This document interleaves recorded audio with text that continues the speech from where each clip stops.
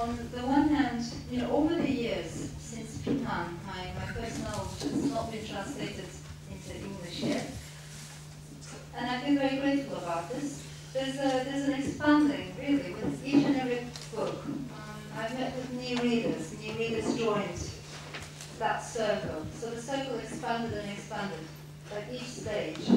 In that sense, I see it as a gradual process. I don't think it's something that happened overnight. I don't think it's something that happened with one book. There is an accumulation. So that's one layer.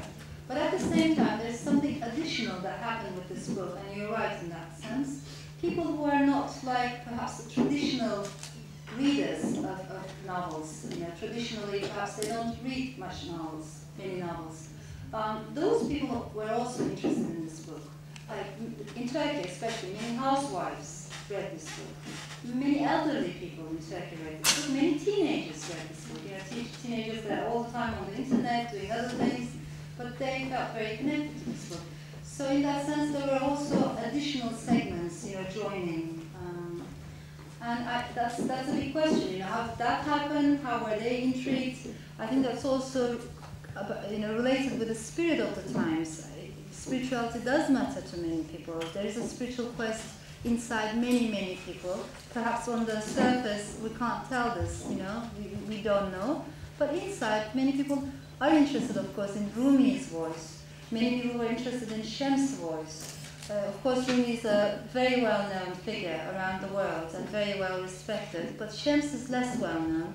So perhaps it was also intriguing for many people, that Shem's voice was inside the text. I think there are many answers, not only one single answer that explains it all. First of all, thanks for such an inspirational novel, because if there are any people in this room who haven't read it yet, I first of all didn't know what to expect from this book, because it was also famous all of a sudden. And it had a pink cover and it was about love in some sense.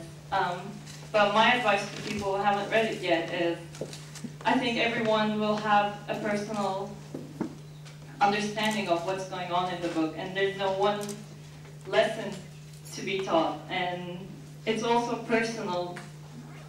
And for me, it was really inspirational.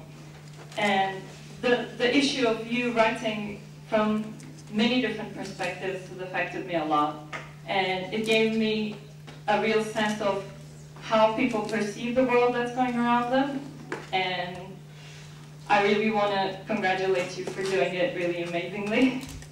And my question is, you give such a universal and untimeless understanding of love, connections, and some spiritual journey. I know you've given us a story from the 13th century and the 21st century to make us understand how this can work in an untimeless manner, but it was fiction after all. So do you still think it's possible in the 21st century with such an email thread to connect to someone at any other part of the world and still have this spiritual journey completed in some sense? Thank you. Thank you. I appreciate the question. Is that still possible in the age we're living in? I think yes, it is possible. And to me, as a matter of fact, that's one of the things I wanted to grasp in this novel. I did not want to write a solely historical novel, that took place only in the 13th century. What intrigued me more than that, what interested me more than that, was to see how Rumi's voice is still, echoing throughout the centuries, across cultures, cities, countries. How does that happen? You speak with a Spanish person, with someone from Latin America who has never been to Anatolia, maybe who doesn't know anything about, Konya, where Rumi lived. But when you say Rumi, that means something to that person, that means a lot to that person. How does that charm work? How does that magic work, So that was one of the things I wanted to grasp in this novel. How Rumi's voice, and that voice from the 13th century, is still heard by many people from very different walks of life today, in this age. So I am more optimistic in that sense. I think that's possible. And of course, one of the things said in the novel was, maybe there are many Shems, even after Shems dies, there are many people who see the world from a similar perspective.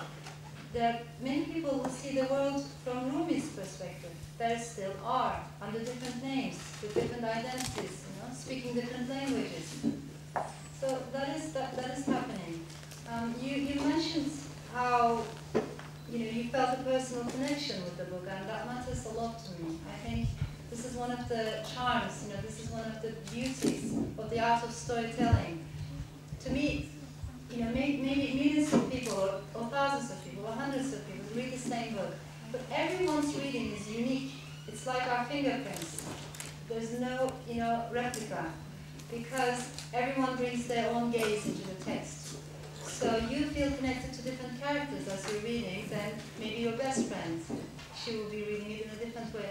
I love that. I love that labyrinth. I love that flexibility. And in that sense, perhaps writers don't know their text as well as good as, good readers do, because they grasp the whole thing. That's something I passionately believe in. I mean, we create this meaning together. The reader, the writer, and the book, we create it all. We're all on board, I think. When he seemed laid out because she seemed like a normal girl. Now, because I suspect the king didn't have the same outlook as Megan did. So if you want to apply this concept to a life in general, how would you suggest that a regular person would change their outlook in life, say, to invite love into their life? Not necessarily directed towards one person in particular, but towards everyone they meet, because I think that's where the challenge is. I think that's a wonderful question. It's a big question for all of us. But that's one of the reasons why I wanted Ella, in the book, to be more extraordinary, I wanted her to be very unusual, but that's not what I was interested in. I wanted her to be regular, ordinary, just everyday woman, so that I could tell how she was also transformed by both the voice of Rumi in the book, but also the emails, the voice of Aziz. I guess what I'm trying to say is, we change every minute, every day. We're changing right now, we're learning from each other. But oftentimes we reject that. We act as if we're not changing. We stick to our teachings, we stick to our dogmas. We don't open our minds and our hearts to other people, especially to people who challenge us. We don't like that. If we could get rid of that reflex, right? Because in this world, I think one of our jobs is to learn, keep learning, just not to forget that process of learning. What I'm more interested in is the process of becoming, but not necessarily being something, but becoming every day. Just keep going. So in that sense, even a person who seems to be very regular, very ordinary in daily life, even she or he is open to transformation and can transcend the boundaries around it, the mental boundaries. And sometimes, this is very ironic, if a person is, let's say, intellectual, that doesn't necessarily mean that person has a more flexible personality or more open to change. You never know. So a housewife can be more open to change than an intellectual who thinks he knows everything. So you never know. I mean, the appearances on the surface might be misleading. I think what matters is how we change, how we're open to change inside. Reading the part